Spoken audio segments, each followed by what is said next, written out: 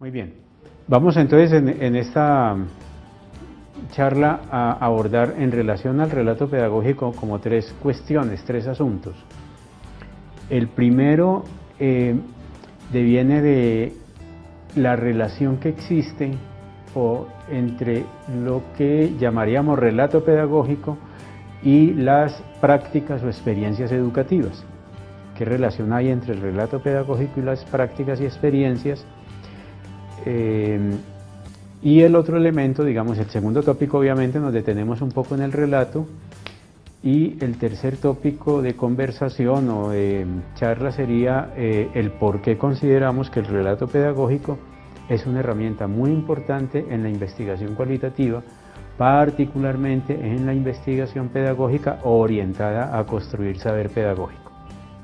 Uno tiene siempre la impresión que estas categorías entre educación, pedagogía, práctica educativa, práctica pedagógica se usan indistintamente, o mejor, las usamos arbitrariamente, queriendo con ello referirnos a un solo hecho del mundo de la educación.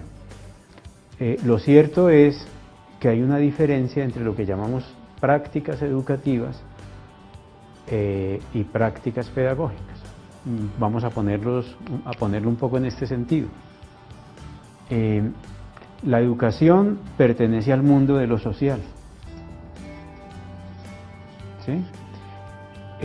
Y por efecto de la educación, de una u otra manera, a través de sus políticas y particularmente a través de sus prácticas,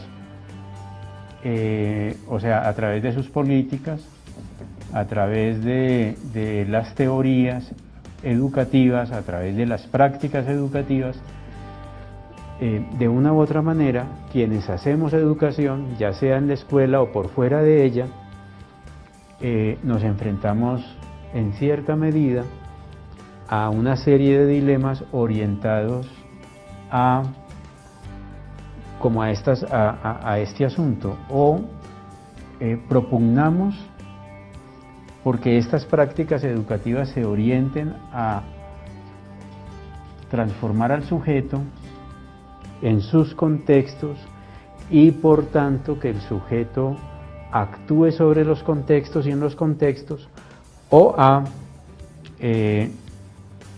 reproducir relaciones previstas,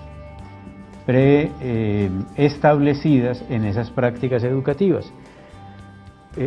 Cuando yo digo dilema, no estoy diciendo que lo uno o lo otro, aunque el concepto de dilema puede estar orientado en ese sentido. En una práctica educativa se pueden ocurrir o transformaciones o procesos de reproducción cultural, si se quiere, o ambas cosas en un proceso de prácticas educativas.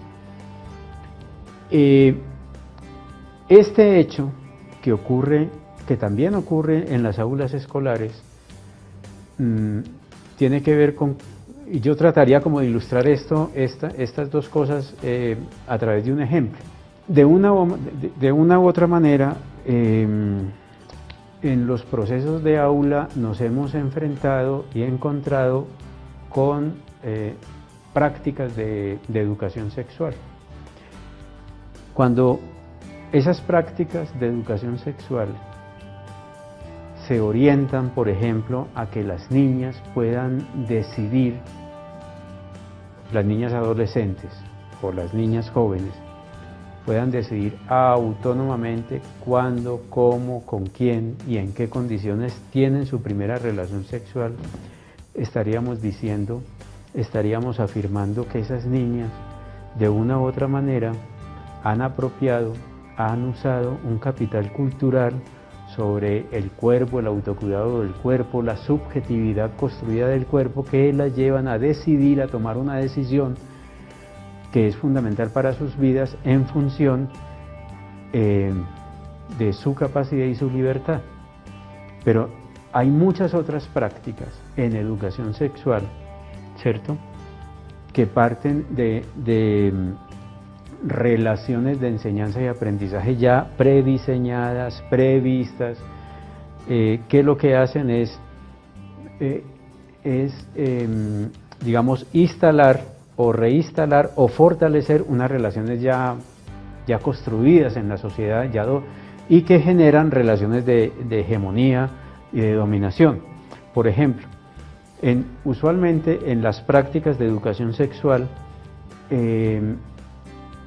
las reducimos a procesos biológicos, es decir, a enseñar las partes del cuerpo, o hay una cierta concepción médica de la enseñanza de la educación sexual o una concepción religiosa de la educación sexual, particularmente del cuerpo de la mujer, con lo cual se reproducen relaciones patriarcales, relaciones de sometimiento, etcétera, que hacen que lo que las muchachas aprendan, entre comillas, en el salón de clase, no lo usen, no lo apropien ni lo usen como capital cultural en relación a una definición y una decisión fundamental en sus vidas, como es cuándo, cómo, con quién tener esa primera relación sexual.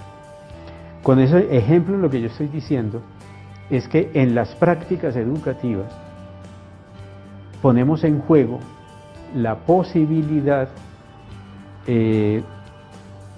de construir con los y las estudiantes procesos de emancipación, de comprensión, de acción sobre las realidades cotidianas que circundan y atraviesan la vida de los y las muchachas.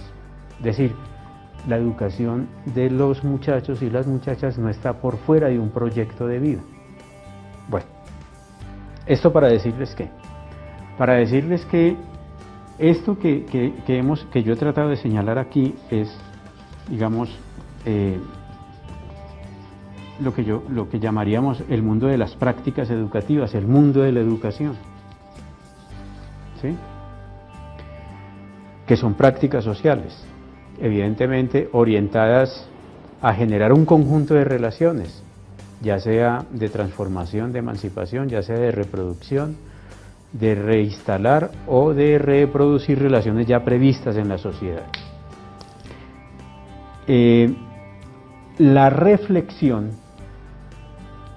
que hacemos sobre este mundo de las prácticas educativas, ya sea la reflexión producto de la cotidianidad de las prácticas educativas mismas, los cuestionamientos que se generan en esas prácticas educativas, la reflexión generada por un texto que llega a nuestras manos sobre esas prácticas educativas y que de una u otra manera como maestros nos empiezan a entrar en miradas distintas, o la reflexión producto de la investigación sobre estas prácticas educativas que va generando y va haciendo explícitos ciertos saberes sobre esas prácticas, lo que denominaríamos el mundo de lo pedagógico, el mundo de las prácticas pedagógicas.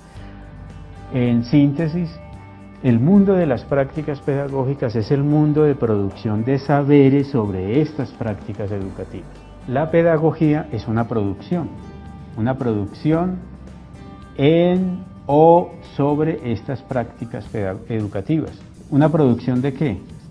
Una producción de saber. Algunos dirán también una producción de conocimiento, pero yo no me voy a detener mucho en esta relación entre saber y conocimiento.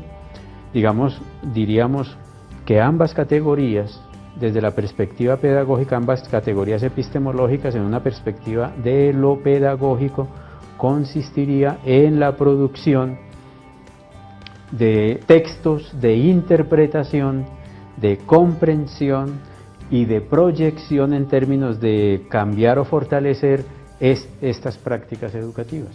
Por eso, la pedagogía como práctica es también una práctica social, pero es una práctica social del pensamiento, del conocimiento, del saber.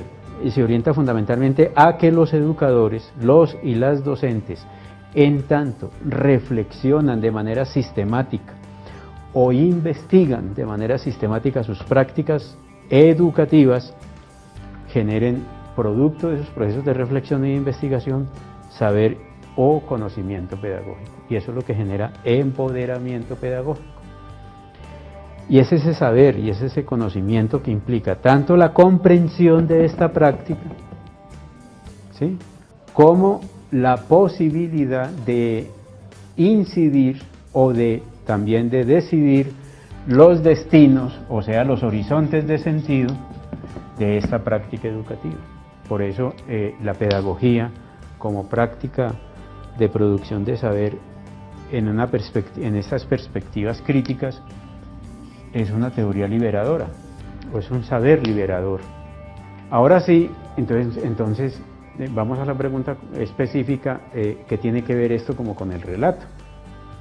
Si partimos del hecho del reconocimiento de este mundo de las prácticas educativas, evidentemente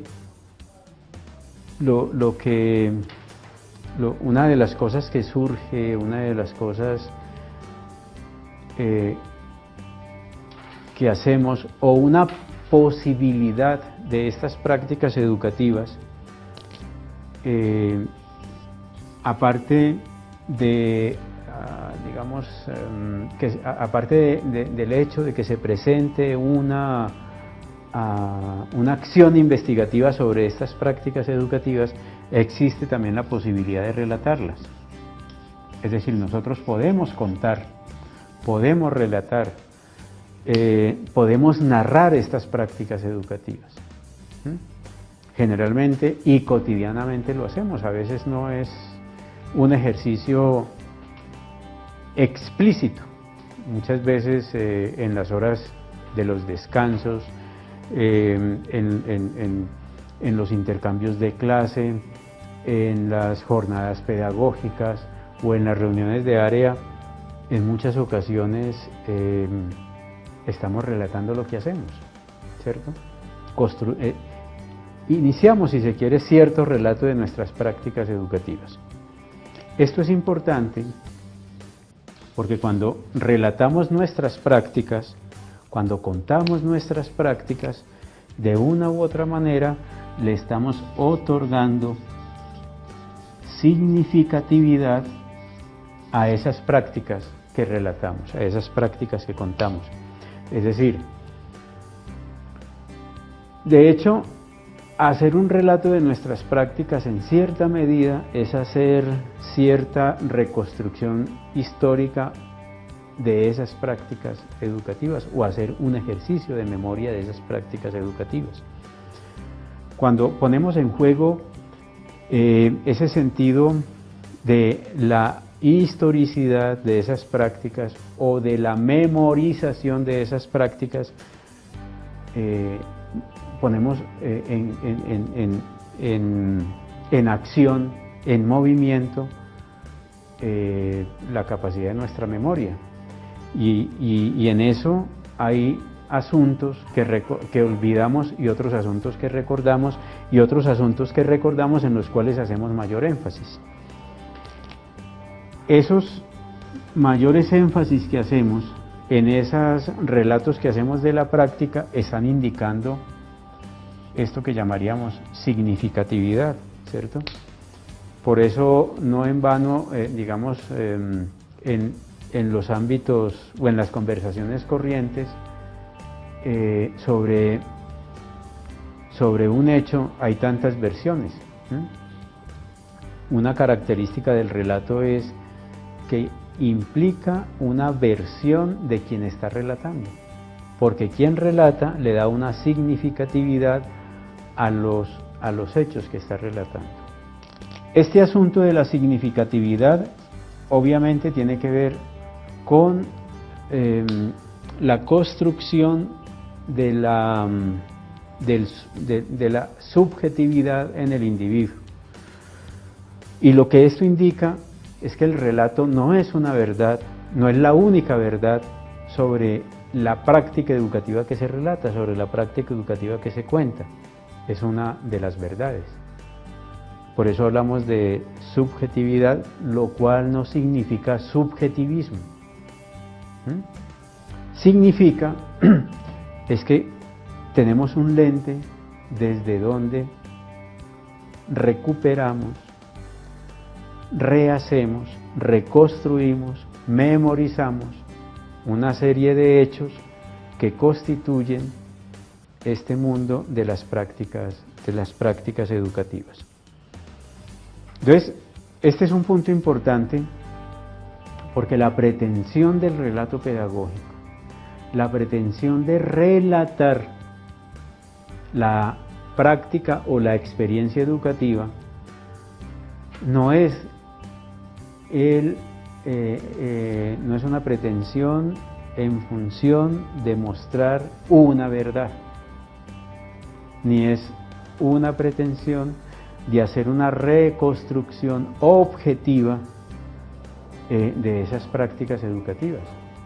Es la importancia que guarda para el sujeto que relata la práctica que está relatando, ¿cierto? Entonces, este es un punto importante porque nos lleva a una segunda característica del relato, y es que los relatos se hacen válidos y legítimos en tanto esos relatos que hacemos recogen o intentan recoger diversas percepciones, diversas significatividades por parte del sujeto que hace el relato.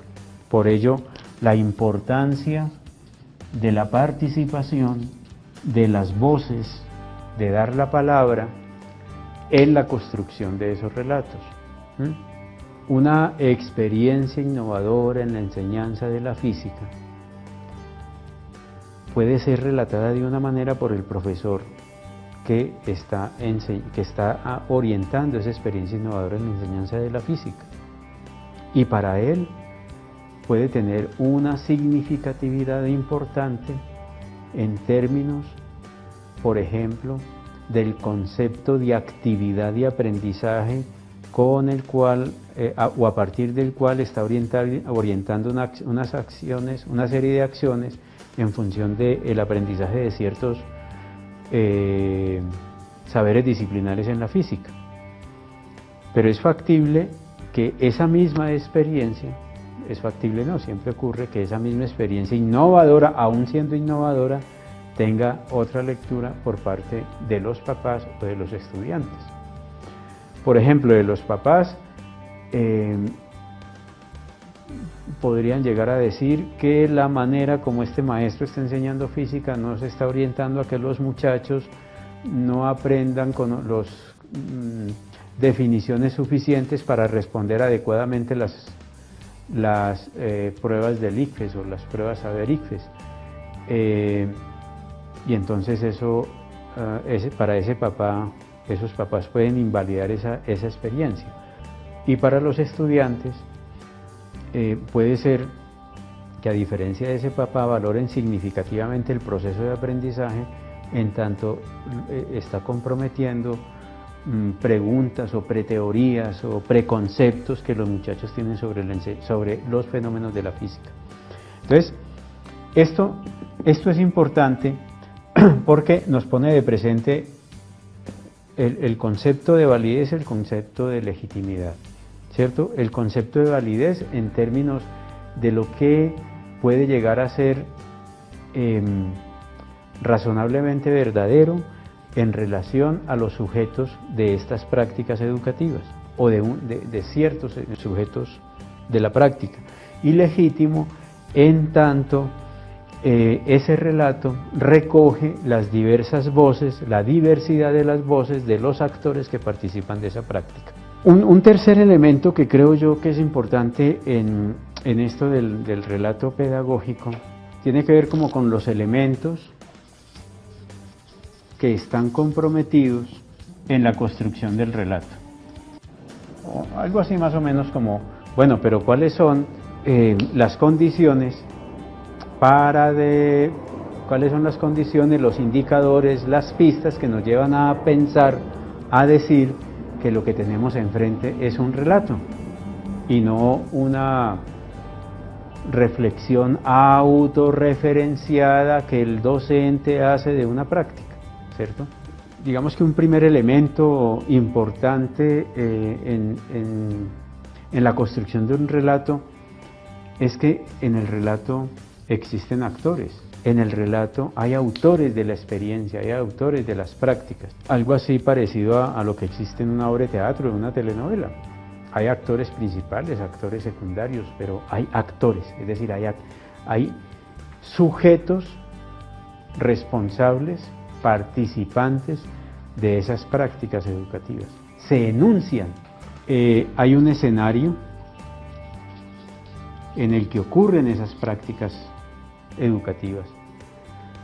Hay un lugar, ¿sí? Esos actores no están por fuera de un espacio, están en un espacio.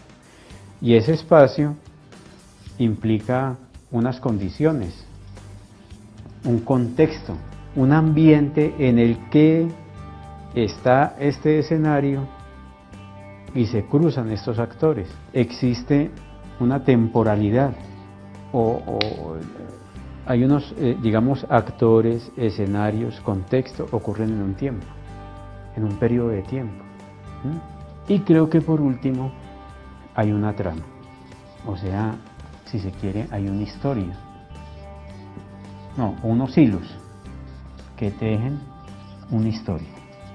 Entonces, esto no significa que la construcción de un relato tiene que hacerse literalmente en función de estas condiciones. Significa que en la construcción del relato, como trama, como hilo que teje una historia, el lector del relato debe evidenciar la presencia de actores que establecen entre ellos unas relaciones.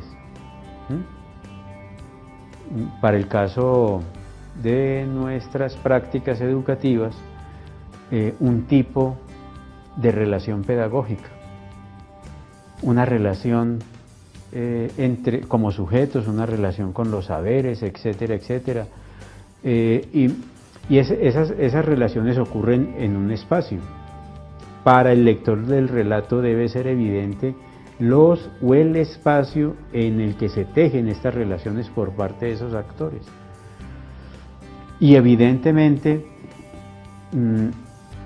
la pregunta por en qué condiciones ocurren, se tejen esas relaciones también es importante, ¿sí? Entonces, y esto ocurre en un tiempo.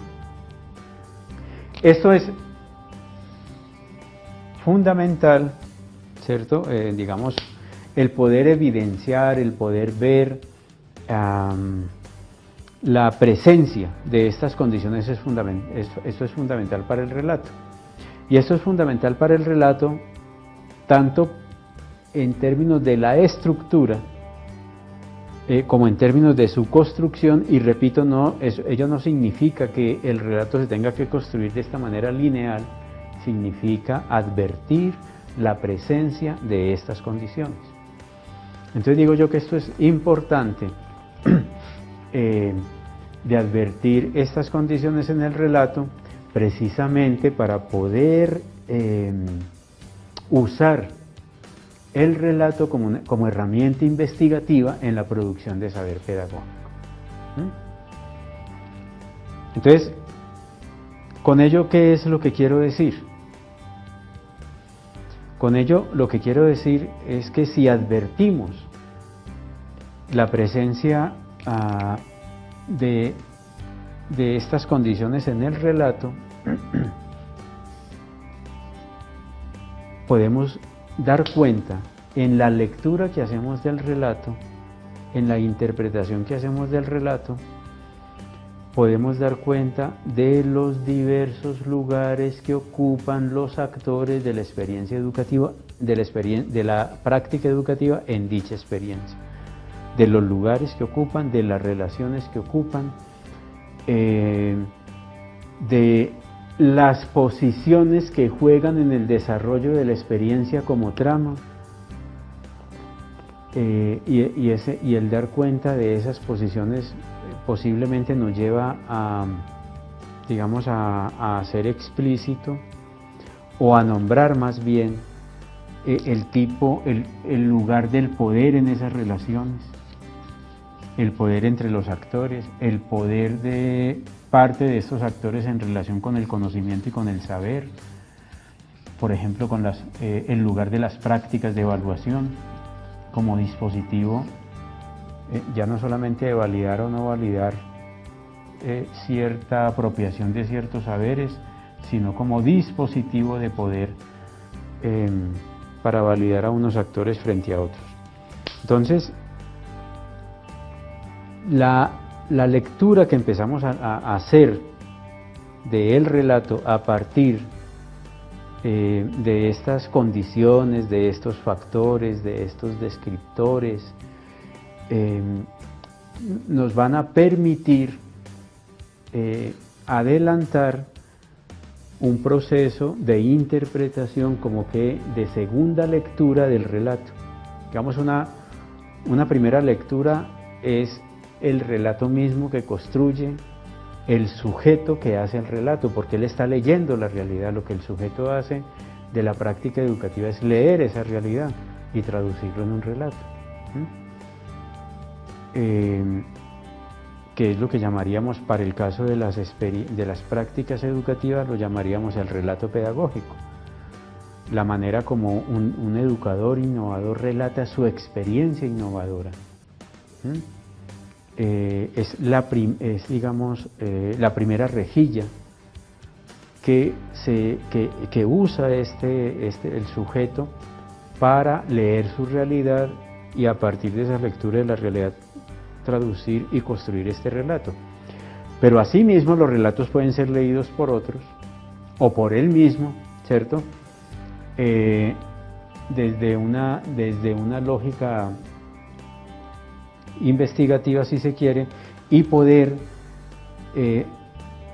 significar los diversos, a partir de estos descriptores, los diversos lugares de los actores, las lecturas que los actores hacen del escenario mismo que habitan, es decir, el poder, por ejemplo, dar cuenta de la manera como estos actores pueden significar el espacio escolar como escenario donde ocurren estas prácticas educativas formales, el poder responder preguntas como por ejemplo cuál es el significado que los maestros como actores o los docentes de esa práctica educativa construyen del escenario escolar o del aula de clase,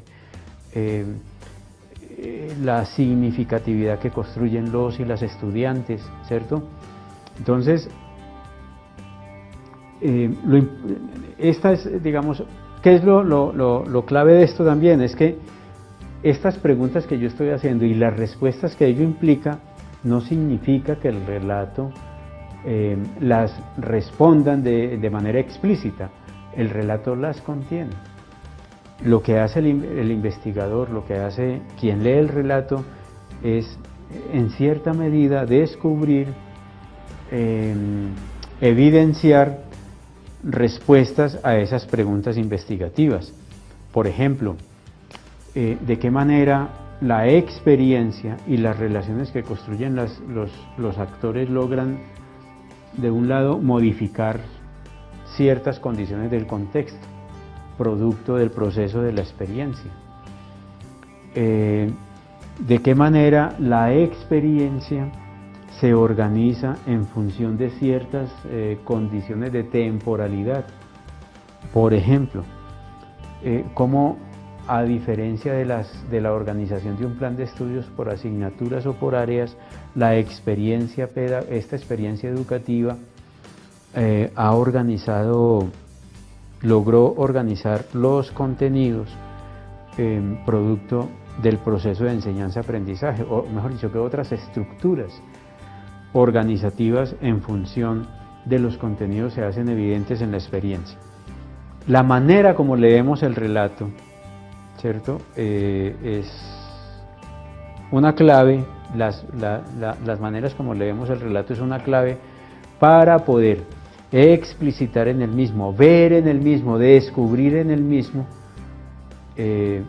una serie de respuestas a preguntas de investigación derivadas de los procesos de las prácticas, digamos, o en función mejor de producir un conocimiento pedagógico sobre esas prácticas educativas. Lo que esto indica también es que si el relato es un mecanismo, es un instrumento, es una vía para la producción de saber pedagógico, lo que esto indica también es que la producción de saber pedagógico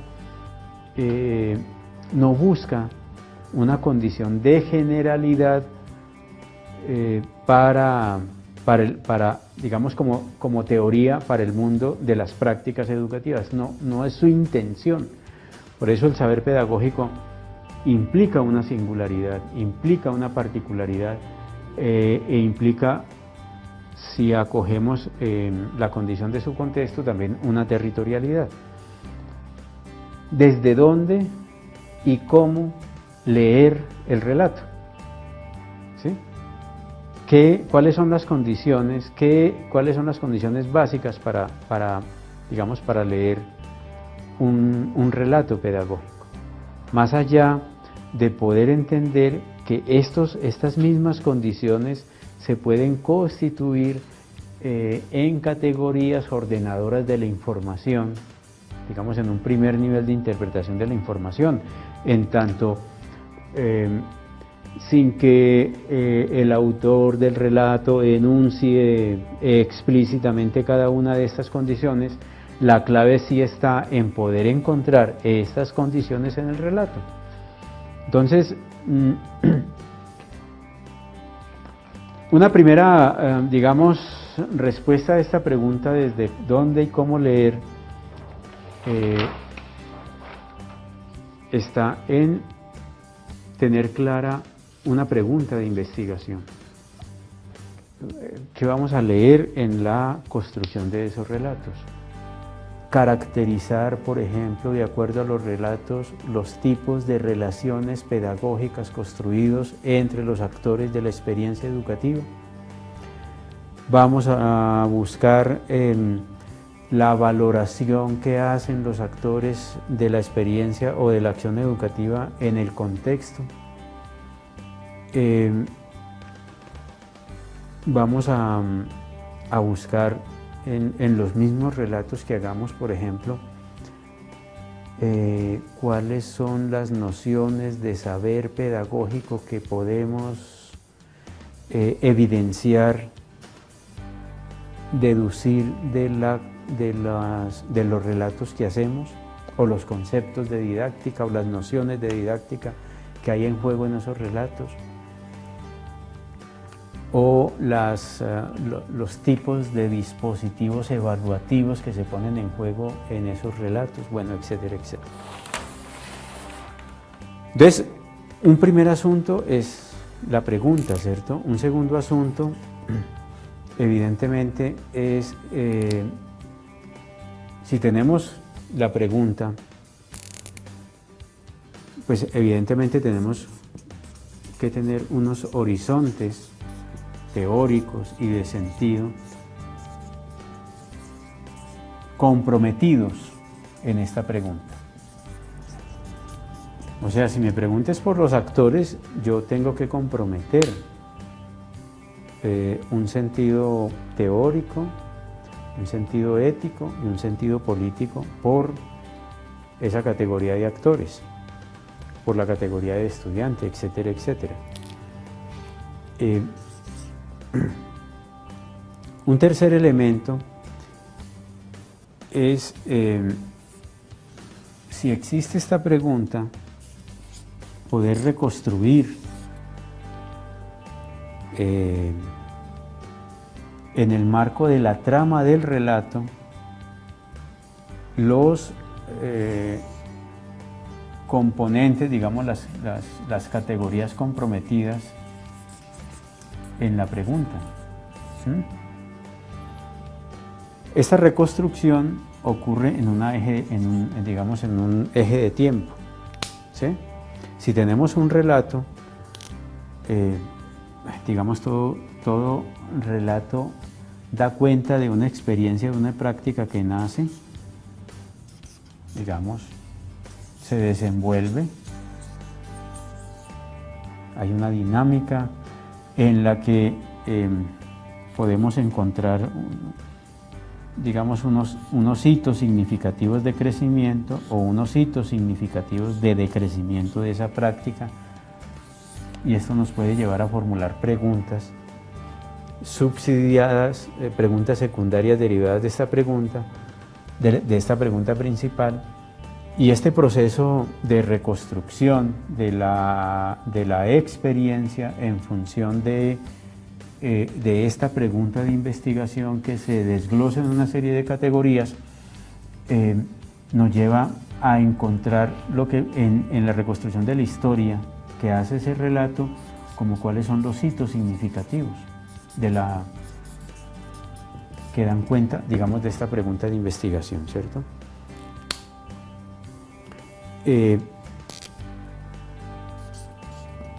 Y un cuarto elemento, digamos, para ir finalizando esto, es en cierta medida, en relación al relato, esta reconstrucción es cierta objetivación de la experiencia en función del lector del relato. Pero esta reconstrucción es fundamental, digamos, para poder, yo diría algo así como contextualizar teóricamente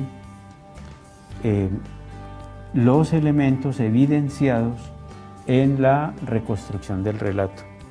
En síntesis, es frente al relato pedagógico, ¿cierto? Es necesario, obviamente, la pregunta, pero es necesario tener, yo diría, un mundo, un horizonte de sentido y un horizonte teórico desde donde poder leer el relato y los elementos que estamos buscando, descifrando o intentando leer en el relato, para volver a la teoría de una manera mucho más rica, ¿sí? Entonces, partir de un horizonte teórico, reconstruir la experiencia, poder encontrar en este proceso de reconstrucción, poder organizar por medio de este proceso de reconstrucción una matriz de lectura que nos permita organizar la información que nos produce el relato, para desde este horizonte de sentido poder leer esta matriz de información, y esta lectura que cruza esa matriz de información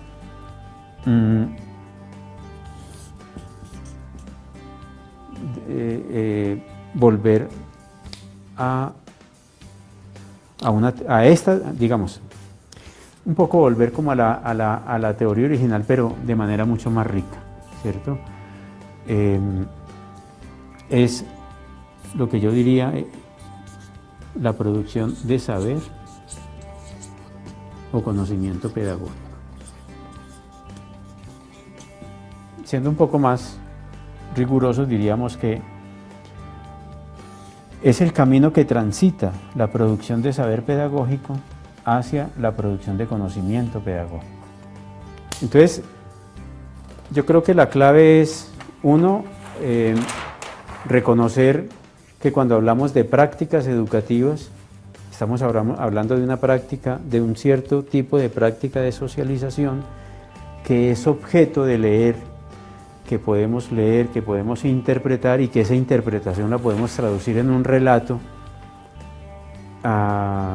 que da cuenta de la significación que el sujeto hace de esa práctica educativa, y que a ese relato pedagógico a sí mismo debe ser elemento, su objeto, si se quiere, de lectura, de interpretación en función de descifrar las tramas, de entender las tramas, de comprender las tramas que están dando cuenta de ese relato, poderlos... Pero cuando digo descifrar, comprender e interpretar, me estoy haciendo ya comprometiendo una lectura que implica una teoría, un conjunto de teorías para leer esos elementos del relato y constituir con ello lo que pudiésemos llamar saber pedagógico.